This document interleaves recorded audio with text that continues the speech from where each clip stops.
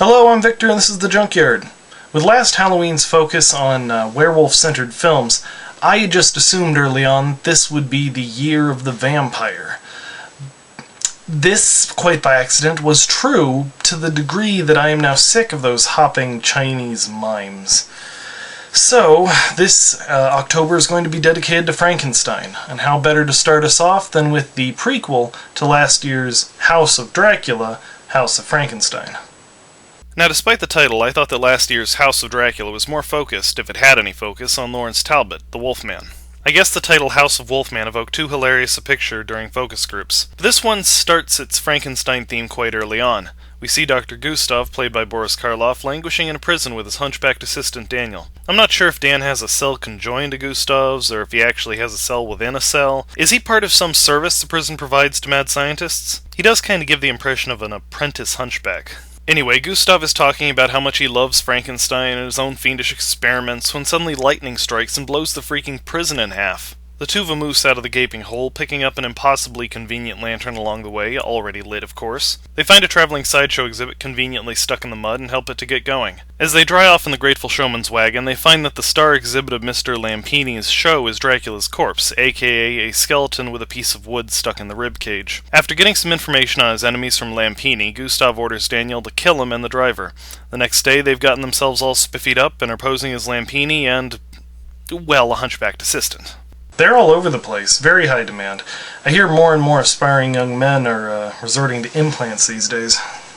Anyway, we're introduced to what I'm sorry to say are our protagonists. Smarmy young man, annoying wife, professor who Gustav has a hate-on for, and generic cop. No more introduction necessary. They head out to see Lampini's show. Gustav, come Lampini, shows off Dracula's skeleton. Annoying wife acts spooked. Professor and cop act skeptical. Gustav acts vaguely threatening. Close curtains. After all that, Gustav absent-mindedly pulls out Dracula's stake so that he can brandish something with menace. Suddenly, before his eyes, Dracula refleshes. It's John Carradine, looking almost young.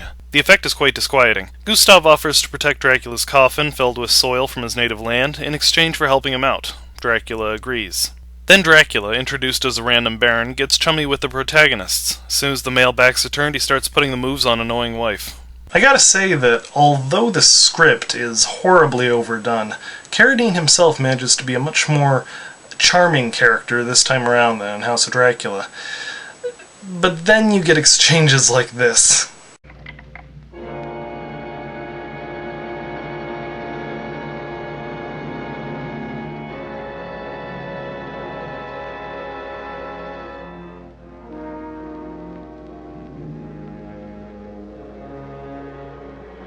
That may be the funniest thing I've ever seen, end period. Anyway, yeah, he's boned. After noticing that Annoying is acting weird, Smarmy goes downstairs to talk to Professor and finds him dead. As he informs Cop, Dracula lures Annoying down to his carriage and rides off with her. Smarmy spots him and gives chase on foot. The police arrive and he stops them so that he can get on Random Cop's conveniently white horse and continue the chase. Soon we have Smarmy and the cops chasing Dracula and Annoying, who are chasing Gustav and Daniel. Daniel, realizing they need Dracula off their tail and thinking quickly, uses his hunchback college training to acrobatically climb across and down the moving carriage, and dumps out the vampire's casket. Drac's carriage overturns, he climbs back to his casket, but just gets a face full of sunrise for his troubles. Dracula sorta dies again, the unlikable lovers are reunited, and our heroes get away. Okay, now we seem to have come to the end of an undeclared Part 1. I have frankly never seen a more sloppy Dracula than in this movie. He runs away with the first girl he sees an hour from daybreak, maybe half an hour. More like Nosferatu, duh. Sorry. Back to our heroes, they've now come across the town of Frankenstein. There's some gypsies already camped out there, and Daniel is instantly smitten with a woman performing a dance I like to call Look at My Underwear. The police force the gypsies and Gustav to move on out of town, expositing about Castle Frankenstein as they do so, and say that they don't want any more reminders of what went on there. Then don't call your town Frankenstein! Gypsies bring bad memories, but naming your town after the man who spat in the very face of God doesn't? Well, a crooked gypsy tries to force Dancer to give him all her money, and when she refuses, he attacks her. Bad move, as Daniel lopes into action, and nearly kills a guy in her defense.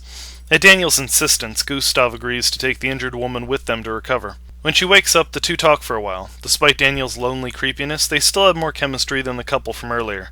Since she's no longer welcome with the gypsies, he offers to take her along. She sees his hump for the first time and looks away, but after a few moments puts her hand on his.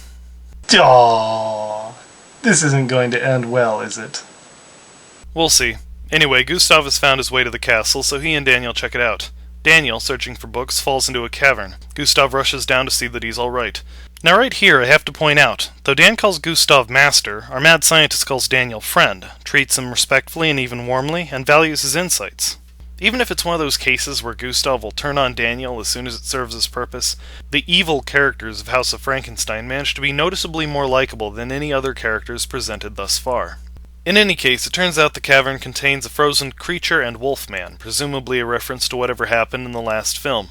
Deciding that asking the undead killing machine and the personification of pure animal fury to help them find Frankenstein's notes would be a good idea, they start to thaw out the monsters. Interesting note in the film's favor, they actually acknowledged that Frankenstein would get freezer burn and made it part of the plot. Well, it's important to me.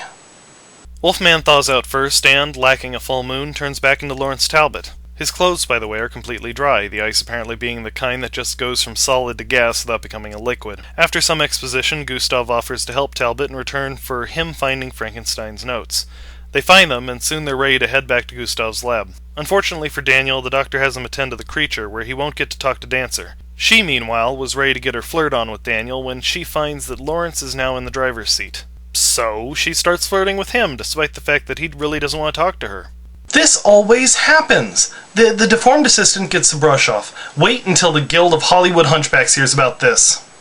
So yeah, Daniel looks on as Dancer gets all lovey-dovey with Talbot, who's starting to warm up to the bubblehead. I do hate to be mean here, but between the somewhat doughy and aloof Talbot and the hunchbacked and overeager Daniel, I'm not sure she's making the right choice. Whatever. Soon the whole group makes it back to Gustav's lab, where he sets down to work, reviving the creature. Talbot, impatient as always, starts bugging the doctor to work on his cure, as the full moon was due that same night. The doctor says, rightfully so, that he doesn't have enough information to attempt an operation yet, and begs patience. As Talbot storms off, the doctor gets ready to head to town and meet with some old friends. By friends, of course, I mean people who testified against him, and by meet with, I mean kidnap and experiment on. It's pretty funny, actually. He's planning on putting their brains into the bodies of the creature and the wolfman, giving your worst enemies ridiculously powerful bodies in the most rage-inducing way possible. I don't see anything going wrong with that.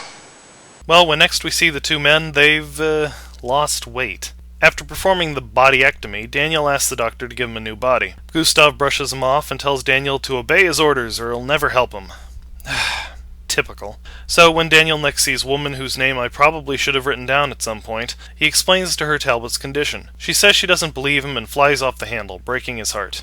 Daniel, using a traditional hunchbacked assistant's relaxation technique, starts yelling at and whipping the still comatose creature who begins to stir. By the way, this film has something weird in the form of Boris Karloff, who played the original creature, playing a mad scientist who's going to operate on the creature, played by Frankenstein understudy Glenn Strange, who played the original Boris Karloff. No, wait, I got confused at some point there. Cut back to Talbot who, as the moon comes up, has made absolutely no attempt to restrain or confine himself, despite being carefully aware of when the moon would next be full. He stalks off into the woods. Next morning, a body is found, its throat ripped open. The townspeople, itching for a good mob, form into werewolf hunting parties. Recognizing what he is, Dancer goes to comfort Talbot. She's ridiculously forgiving of his little incident, and after some sappy violin-backed dialogue, he reveals that he doesn't trust Gustav. He wants to die, so she gets to work on a couple of silver bullets. That's a dedicated woman. Though I note that she hasn't apologized to Daniel yet. We rejoin Gustav and Daniel as they reanimate the creature, who's already none too fond of the hunchback for his earlier outburst.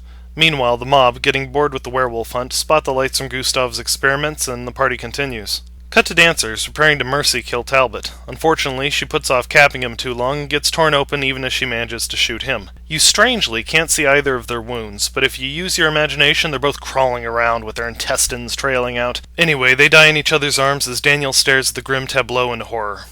I'll be honest, I just wanted an excuse to say grim tableau. Daniel goes to confront Gustav, whose unwillingness to help anybody basically led to the death of the only woman he'd ever loved, and ends up strangling the doctor. The creature gets upset at this and attacks Daniel. The mob, which by now appears to encompass every male within 40 miles, rushes the castle. The creature tosses Daniel out of the window and picks up the doctor, just in time to get chased down by the mob. The creature gets herded into some convenient quicksand and both he and Gustav are pulled under. The end. Now the mob have to go back to their farms and shops and wait however many months it takes for the next witch or gill man or mummy to wander into town. I hate to say it, but thank God they invented television for these people. So, the movie. It had a lot in common with House of Dracula, which I believe was this film's sequel, more or less. It had the three monsters, none of which appeared actively in the same scene as any of the others. It had an amazingly hammy script and a fairly thin plot. And again, the hunchback gets shafted. In fact, this really was Daniel's story. Should have been called House of Dan. In the end, I did enjoy watching this film, though I wouldn't call it good. I do find it strange that the one film where everyone dies in the end has a sequel, but that's how it goes. Anyway, this has been Victor with The Junkyard. Thanks for watching, and have a good day.